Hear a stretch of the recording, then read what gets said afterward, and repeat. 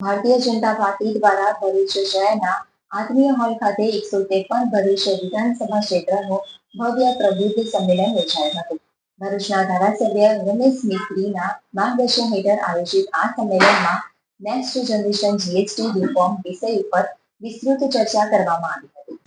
આ સંમેલનના મુખ્ય વક્તા તરીકે વડોદરાના પૂર્વ મેયર ભરતભાઈ ડાંગરે ઉપસ્થિત કાર્યકરો અને પ્રબુદ્ધ નાગરિકોને જીએસટીના નવા સુધારાઓ અંગે વિસ્તૃત માહિતી આપી હતી. તેમણે ભારતના વડાપ્રધાન નરેન્દ્રભાઈ મોદીના નેતૃત્વમાં અમલમાં આવેલા આ નેક્સ્ટ જનરેશન જીએસટી સુધારાઓની વિગતો આપતા જણાવ્યું હતું કે આ સુધારાઓના કારણે દેશમાં જીએસટી બચત ઉત્સવનો પ્રારંભ થયો છે, જે સામાન્ય જનતા અને વેપારીઓ માટે રાહતરૂપ સાબિત થશે.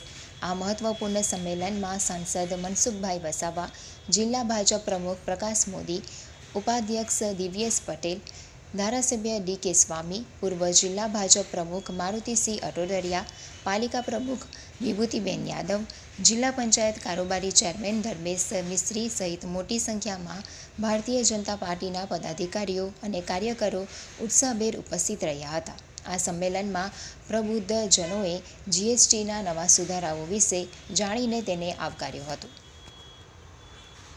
આજે ભરૂચ વિધાનસભા ખાતે માનનીય પ્રધાનમંત્રી મોદી સાહેબ દ્વારા જે જીએસટીની અંદર રાહત કરવામાં આવી છે, બચત ઉત્સવની જે શરૂઆત થઈ છે, એ નિમિત્તે વિધાનસભાનું સંમેલનનું આયોજન કરવામાં આવ્યું છે.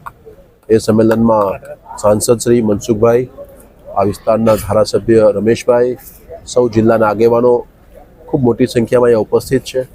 જે પ્રકારે માનનીય મોદી સાહેબે મધ્યમ વર્ગ અને ગરીબોને ધ્યાનમાં રાખીને જીએસટીમાં સ્લેબમાં ખૂબ મોટો ઘટાડો કર્યો છે. 12% સ્લેબમાં રહેલી 99% વસ્તુઓને 5%માં લાવવાની, 28% સ્લેબમાં રહેલી 95% વસ્તુઓને 18% સ્લેબમાં લાવવાની અને દરેકે દરેક સામાન્ય માણસ જ્યારે પોતે LICનું પ્રીમિયમ ભરતો હોય, ઇન્સ્યોરન્સ લેતો હોય, મેડિક્લેમ લેતો હોય, એ બધા જ ઇન્સ્યોરન્સ મેડિક્લેમને માત્ર 0% એટલે એક પણ ટેક્સનો રૂપિયો ન ચૂકવવો પડે.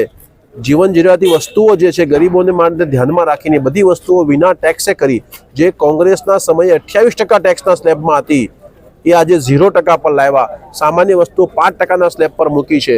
આ એક ખૂબ મોટો બચત ઉત્સવ દિવાળી પહેલા માનનીય પ્રધાનમંત્રી મોદી સાહેબે જ્યારે દેશના નાગરિકોને દિવાળીના ભેટ તરીકે આપી છે, ત્યારે એ વિષય માટે આજનું આ સંમેલનનું આયોજન થયું છે. ખૂબ મોટી સંખ્યામાં ભરૂચના વિધાનસભાના નાગરિકો, ભાઈઓ બહેનો અહીંયા ઉપસ્થિત છે. હું આપના માધ્યમથી સૌને અપીલ પણ કરું છું, જીએસટી બચત ઉત્સવનો આપણે લાભ લઈએ.